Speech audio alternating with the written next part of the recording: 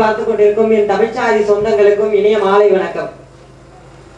காலத்தின் கட்டாயம் இந்த நாம் தமிழர் கட்சி 2026 சட்டமன்ற தேர்தல் இன்னும் 20 நாட்களுக்குள் நடைபெற இருக்கிறது.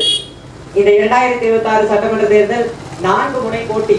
ஒன்று திமுக, மற்றொன்று அதிமுக, இன்னொன்று நாம் தமிழர் கட்சி, மற்றொன்று தமிழக வெற்றி கழகம். மொத்தம் 4 கட்சிகள் சட்டமன்ற தேர்தலில் போட்டியிடுகின்றன.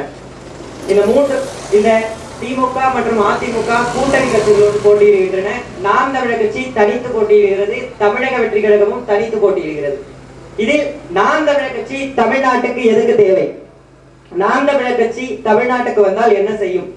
மற்ற கட்சிகள் என்ன செய்து கொண்டிருக்கிறது? இங்கு 50-60 ஆண்டுகளாக திராவிட கட்சிகளான திமுக, அதிமுக ஆண்டு கொண்டிருக்கிறது. அது உங்களை இலவசத்தை காட்டி மயக்கி கொண்டிருக்கிறது. ஒவ்வொரு நாளும் வாக்குறுதிகளை விடுவது போல 8000 நான் தருவேன், 8000 கூப்பன் தொகை தருவேன், 1500 தருவேன், மாதம் 2000 தருவேன் என்று உங்களை இலவசத்தை காட்டி மயக்குகிறது. ஆனால் நாம் தமிழர் கட்சி என்ன சொல்கிறது?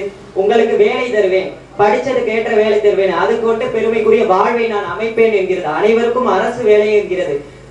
அரசு படிக்காதவனே இந்த நாட்டில் இல்லை என்ற நிலையை நான் உருவாக்குவேன் என்ற கனவோடு இந்த நாம் தமிழர் கட்சி இருக்கும் என்பதையும் உறுதிப்படுத்துகிறது. ஏன் உங்களை இந்த கட்சிகள் இலவசத்தை கொண்டு மயக்குகின்றன என்றால், அவர்களிடம் அந்த சிந்தனை ஏன் வந்தது? அவர்கள் கடன் வாங்குவதால். மாநிலங்கள் கிட்டத்தட்ட இந்த தமிழ்நாடு 10 லட்சம் கோடி கடனில் உள்ளது. இந்த கடன் தமிழ்நாட்டின் மீது அல்ல, உங்கள் மீதும் என் மீதும் உங்கள் கருவில் வளரும் குழந்தைகள் மீதும் கடன் வைத்துதான் இந்த நாட்டில் உங்களுக்கு இலவசங்கள் தரப்படுகின்றன. ஒவ்வொரு மாதமும் 2500 தராங்க என்றால் அங்கு கடன் வாங்கி தான் தராங்க. அவர்களுடைய கட்சி நிதியிலிருந்து எதுவும் தரப்படவில்லை. உங்களுடைய கடன் வாங்கி 10 லட்சம் கோடி இந்த நாட்டில் இருக்கிறது. இந்த 10 லட்சம் கோடியை அடைப்பது என்பது சுலபம் அல்ல. அது எந்த கட்சி ஆட்சி அமைந்தாலும் 10 லட்சம் கோடியை அடைப்பது என்பது சுலபம் இல்லை. புது ஆட்சி அமையும் பொழுது, இந்த 2026 சட்டமன்ற தேர்தல் முடிந்து புது ஆட்சி அமையும் பொழுது 12 லட்சம் கோடி அல்லது 11 லட்சம் கோடியாக இந்த நாட்டின் கடன் இருக்கும். மற்ற கட்சிகள் சொல்லும் வாக்குறுதியில் தான் வந்தால் கடன் சுமையை குறைத்து விடுவேன் என்று. போன ஆண்டு கூட 2021 சட்டமன்ற தேர்தலில் வாக்குறுதி எண் 462 முன்னாள் முதலமைச்சர் மு.க. ஸ்டாலின் அவர்கள் கூறினார், நான் வந்தால் படிப்படியாக கடன் சுமையை குறைத்து விடுவேன் என்று. ஆனால் இன்று வரை குறைக்கப்படவில்லை. 5 லட்சம் கோடியிலிருந்து 10 லட்சம் கோடியாக கடன் உயர்ந்துள்ளது. இதுவே அதற்கு சான்று.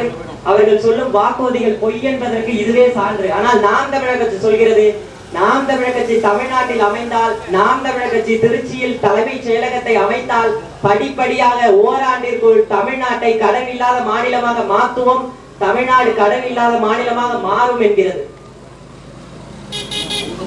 மற்ற கட்சிகள் உங்களுடைய வேலைகளை பற்றியோ, மற்ற கட்சிகள் உங்களுடைய தனி மனித பொருளாதார முதலீடுகள் பற்றியோ சிந்திக்காது.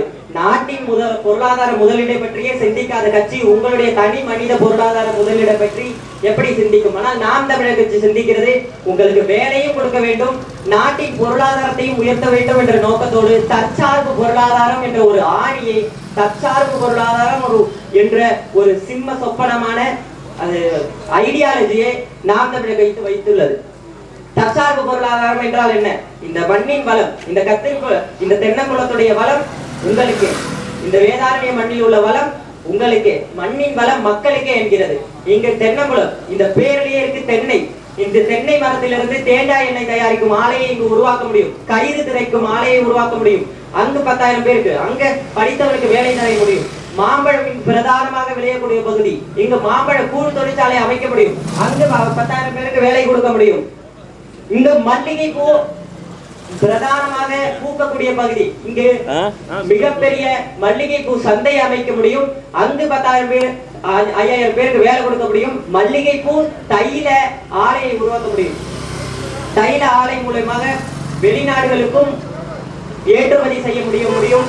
இந்த நாடுகள், இந்த உள்ளூர் பகுதிகளுக்கும் ஏற்றுமதி செய்ய முடியும். அதனால் நாம் பொருளாதார முதலீட்டை நாட்டுக்கும் பயன்படுத்த முடியும். உங்களுடைய பொருளாதாரமும் உயரும். அங்கு படித்தவருக்கும் வேலை கொடுக்க முடியும், படிக்காதவருக்கும் வேலை கொடுக்க முடியும்.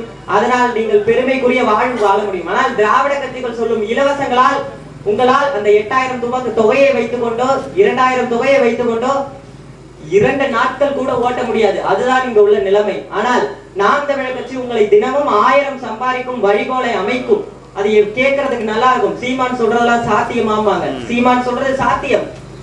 எப்படி சாத்தியம்? இந்த தற்சார்பு பொருளாதாரம் எப்படி சாத்தியம்? அனைவருக்கும் அரசு வேலை எப்படி சாத்தியம்?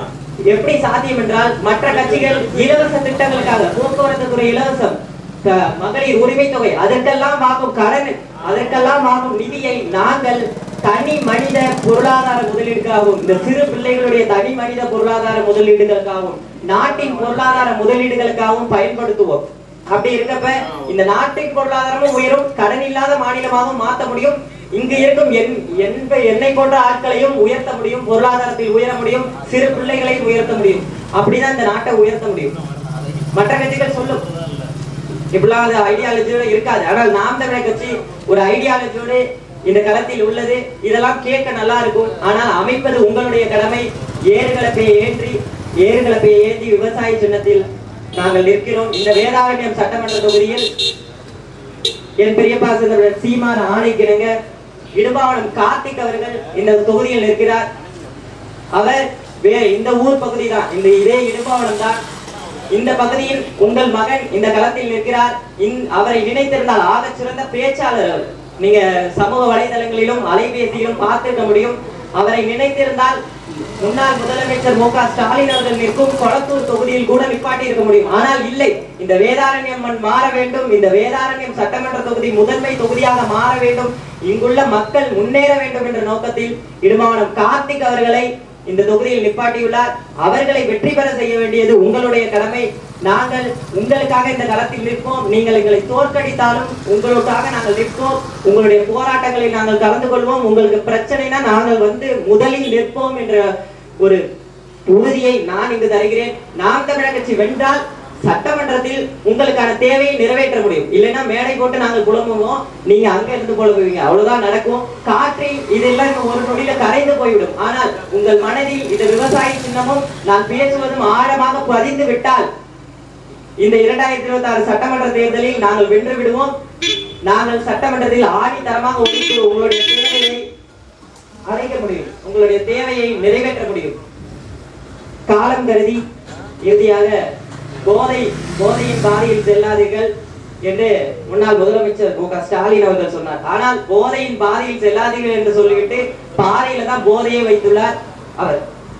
இதே கத்திரிக்குளம் பகுதியிலோ, இதே கடினவேல் பகுதியிலோ பள்ளிக்கூடங்களுக்கு அருகிலேயே இருக்கு. இதே கத்திரிக்குளம் பாலத்தடித்த மளிகை கடை இருக்கு, உணவருந்த அறை இது இருக்கு, அதுக்கு பக்கத்திலேயே சாராய கடை இருக்கு. போதையின் பாதையில தான் நாம போயிட்டு இருக்கோம். அவர் சொல்றாரு போதையின் பாதையிலேயே செல்லாதீர்கள் என்று. ஆனால் நாம் தமிழர் கட்சி அமைத்தால், நாம் தமிழர் கட்சி தமிழ்நாட்டில் அமைத்தால் எங்கெல்லாம் சாராய கடை இருக்கிறதோ அந்த பகுதியில் அதே சாராய கடையை ஒழித்து விட்டு அதே சாராய கடை இடத்தில் காமராஜர் படிப்பகத்தையும் தலைவர் பிரபாகரனுடைய படிப்பகத்தையும் அமைத்து எங்கு குடிமகனாக சென்றார்களோ அவர் வீட்டு பிள்ளைகளையே படிமகனாக அமைத்து அங்கு படிக்க வைப்போம் என்று நான் இந்த களத்தில் உறுதியளிக்கிறேன். இதெல்லாம் நடக்க வேண்டும் என்றால் விவசாய சின்னத்தில் வாக்களித்தால் மட்டுமே நடக்கும். எங்களுடைய கருத்துக்களை பாருங்கள், எங்களுடைய திட்டங்களை பாருங்கள். ஒரு முறை வாய்ப்பளியுங்கள். 15 வருடங்களாக இந்த களத்தில் தனித்து போட்டியிட்டுக் கொண்டிருக்கிறோம். மக்களுக்கு நம்பி மக்களுடைய களத்தில் உங்களுக்காக உன்னதமாக நேர்மையாக உழைக்க வேண்டும் என்ற நோக்கத்தோடு இந்த களத்தில் நிற்கிறோம். 18 வயதில் நான் இந்த களத்தில் வந்து நிற்கிறேன் என்றால் என்னுடைய அடுத்த தலைமுறையும் இங்கு இருக்கும் சிறு பிள்ளைகளுடைய அடுத்த தலைமுறையும் நன்றாக இருக்க வேண்டும் என்ற நோக்கத்தோடு நேர்மையாக வந்து நிற்கிறேன். எந்த ஒரு ஊழலும் செய்யாமலும் எந்த யார்ட்டையும் காசு வாங்காமல் இந்த களத்துல ஒவ்வொருத்தரும் தனி மனிதனாக இங்கு நேர்மையாக வந்து நிற்கிறார்கள். இங்குள்ள திட்டங்களை பாருங்கள், பார்த்துவிட்டு பின்னர் வாக்களியுங்கள். இன்னும் 20 நாட்கள் இருக்கிறது. ஒரு நாள் நீங்கள் சிந்தித்தாலும், ஒரு நாள் நீங்கள் யோசித்தாலே விவசாய சின்னத்தில் வாக்களிக்க வேண்டும் என்ற எண்ணம் உங்களுக்கு தோன்றும். இறுதியாக என் உரை முடிந்து கொள்கிற தமிழ்தாய் வாழ்க, தலைவர் பிரபாகரன் வாழ்க, நாம் தமிழர். நன்றி.